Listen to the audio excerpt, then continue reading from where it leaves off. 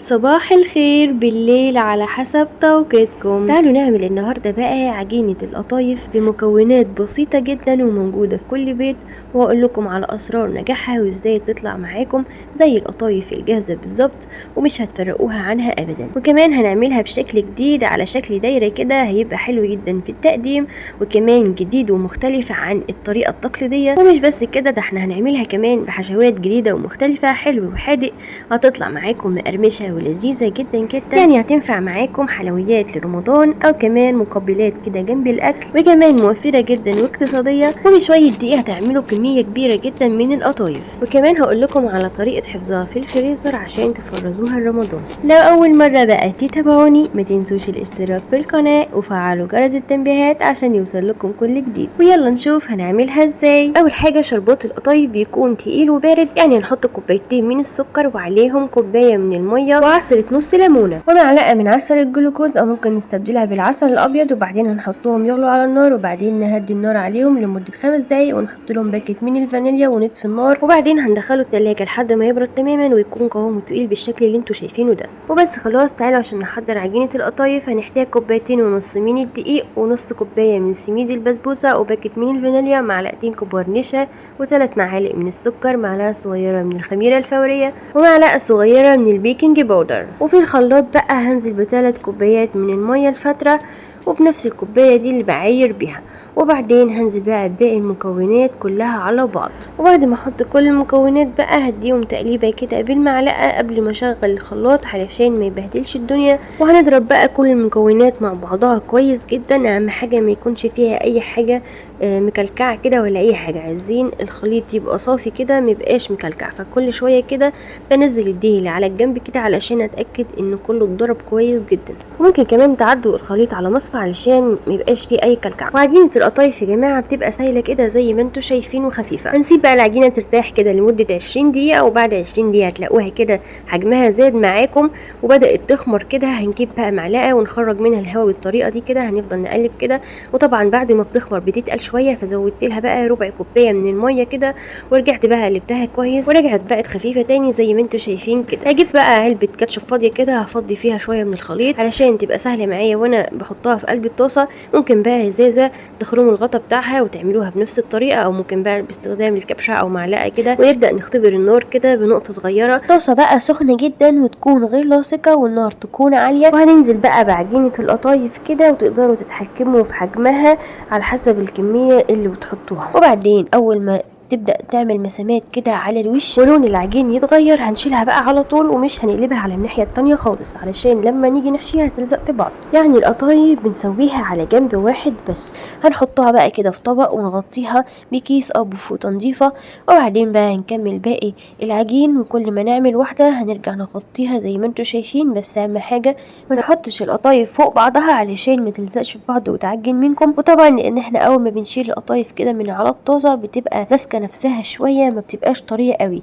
وبعد ما بنغطيها ونكتم البخار بتاعها كده بترجع تبقى طرية جدا علشان لما نيجي نحشيها تقفل معانا كويس وما تفتحش مننا في قلب الزيت. وهنا بقى وانا بعملها لقيت 2 لزقوا في بعض كده، مرضتش بصراحة اشيل المقطع ده عشان اوريكم ازاي تفصلوهم عن بعض بمعلقة كده بكل سهولة.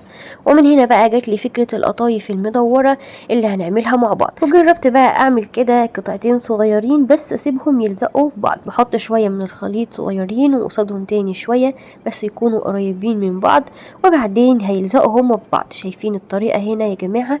بحط شوية وشوية وهي القطايف بترجع تلزق في بعض عشان ببقى مقرباهم من بعض جدا. وده بقى الشكل اللي هيبقى معانا مدور في الاخر، واعتقد بقى ان دي طريقة جديدة اول مرة هتشوفوها. وزي ما انتوا شايفين بقى العجينة ناجحة جدا ولونها حلو قوي قوي، يعني اخده لون كده وعاملة الكنار بتاعها كده، يعني الحروف بتاعتها بتبقى بيضة، وهي دي بقى اللي هتوريكم ان العجينة ناجحة وكمان مساماتها ضيقة ولازقة في بعض كده مش بعيدة عن بعض ولا حاجة. والعجينة طرية جدا وبتمط معايا. شايفين يا جماعة حلاوة القطايف؟ وهي دي يا جماعة مواصفات عجينة القطايف الناجحة زي اللي بنجيبها من بره بالظبط واحلى كمان. وده بقى الشكل المدور اللي عملناه مع بعض. اهم حاجة زي ما قلت لكم النار تكون عالية والطاسة تكون سخنة جدا علشان ده اللي هيديها لون حلو من تحت، وكمان هتستوي معاكم حلوة جدا. وبصراحة عملت كمية حلوة جدا ما شاء الله، يعني من شوية دقيق بس ومية عملت كمية كبيرة زي اللي انتوا شفتوها دي. ومهم جدا بقى نغطيها اول ما تطلع من الطاسة كده بكيس او بفوطة نظيفة علشان تفضل طرية وما تنشفش منكم ومش هتقفل بقى وانتوا بتحشوها كده كويس. وبس خلاص كده بقى نبدأ نحشي القطايف بكل سهولة زي ما انتوا شايفين كده. تقدروا بقى تحطوا اي حشوة بتحبوها، بس اهم حاجة وانتوا بتحشوا القطايف تكونوا مغطيينها كده بكيس علشان ما تنشفش منكم وتتقفل معاكم بكل سهولة، لانها بتبقى طرية جدا جدا، بس لو تعرضت للهواء هتنشف ومش هتقفل معاكم. شايفين يا جماعة هنا دي بقى القطايف المدورة. بحط كده الحشوة في النص وابدأ اقفل عليها كده باطراف صوابعي، بضغط جامد كده بتقفل معايا بكل سهولة وبيبقى شكلها حلو قوي قوي. وزي ما انتوا شايفين بقى يا جماعة هنا الحشوات اللي احنا متعودين عليها التقليدية، يا مكسرات وزداني يا اما زبيب وجوز هند، يعني الحشوات التقليدية بتاعتنا. بس الجديد بقى الحشوات التانية اللي احنا هنحطها بعد القلي. بس بجد القطايف المدورة دي طلع شكلها حلو جدا وتغيير كده عن اللي احنا متعودين عليه. ودلوقتي بقى هبدأ اقفل القطايف اللي انا هقليها، بس هحشيها بعد القلي. انا بقفلها كده زي ما انتوا شايفين، بس ما بقفلهاش للاخر، بخلي نصها مفتوح كده، بتبقى شبه القرطاس شوية، وبجد بيبقى شكلها حلو جدا كده وشيك زي ما انتوا شايفين. تقدروا بقى تختاروا الطريقة اللي انتوا عايزينها في تقديم القطايف او تعملوا الطريقتين زي ما تحبوا. انا هنا بقى بوريكم لو حابين تحشوا القطايف بطريقة تانية، اللي هي برضو بنقفل نص القطايف وبعدين نسيب النص مفتوح وبعدين نرجع نحشيها ونقفلها بنفس الطريقة اللي انتوا شايفينها دي. طريقتها سهلة جدا يا جماعة واي حد يقدر يعملها بكل سهولة. وبس كده شكلها بقى بعد ما خلصت الكمية كلها. ما شاء الله عملت كمية كبيرة جدا زي ما انتوا شايفين كده. طبعا هحمر شوية والباقي هشيله في الفريزر واطلعه بقى وقت ما احب كده واحمره في الزيت على طول. هيسهل معايا جدا وما بتاخدش وقت خالص.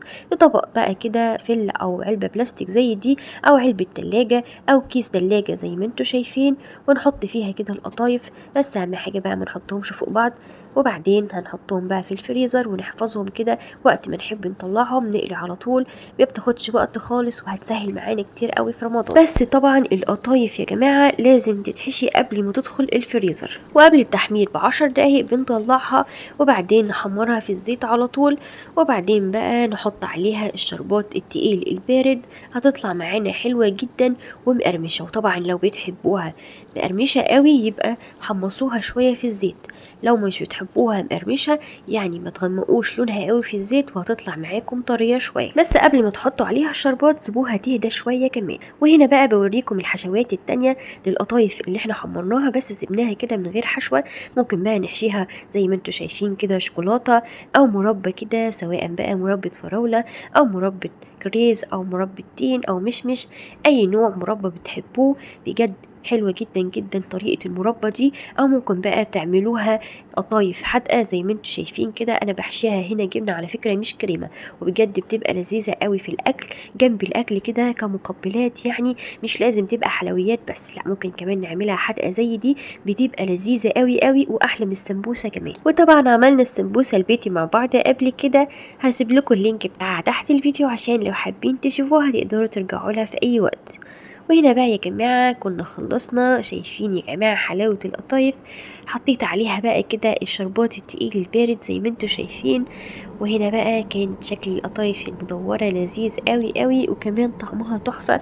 وكمان القطايف اللي بالشوكولاتة دي بجد طلعت وهم، يعني حاجة كده لذيذة لذيذة ومقرمشة قوي كمان لان احنا كنا محمصينها قوي، فطلعت بصراحة تحفة. يعني ميكس الشوكولاتة كده مع القرمشة مع طعم القطايف بجد لذيذ قوي، لازم تجربوه. وانا بصراحة جربت اعمل القطايف بكذا طريقة قبل كده. مرة عملتها قبل كده من غير سميد البسبوسة، والمرة دي جربتها بسميد البسبوسة. وبصراحة بقى من وجهة نظري التي ليست لها قيمة على الإطلاق إن القطايف اللي فيها سميد البسبوسة أحلى بكتير، وكمان طعمها زي اللي بنشتريها من بره بالظبط. وكمان سميد البسبوسة اداها قرشة كده لذيذة وجميلة قوي قوي. شايفين بقى يا جماعة القطايف الحادقة اللي حشيناها جبنة؟ بجد مقرمشة قوي قوي ولذيذة وطعمها يجنن.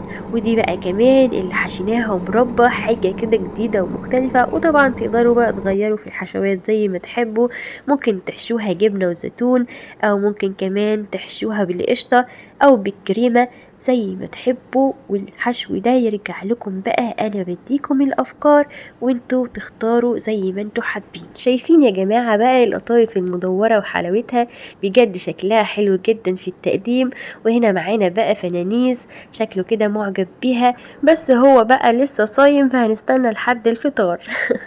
وبس خلاص كده عملنا احلى قطايف سهلة وسريعة وموفرة وبحشوات مختلفة وجديدة وكمان بشكل جديد للتقديم. وجربوها بقى واتمنى تعجبكم. رمضان كريم عليكم جميعا وينعاد عليكم بالصحة والعافية. لايك بقى لو عجبكم الفيديو، ما تنسوش الاشتراك في القناة وكتروا الشير، واشوفكم على خير.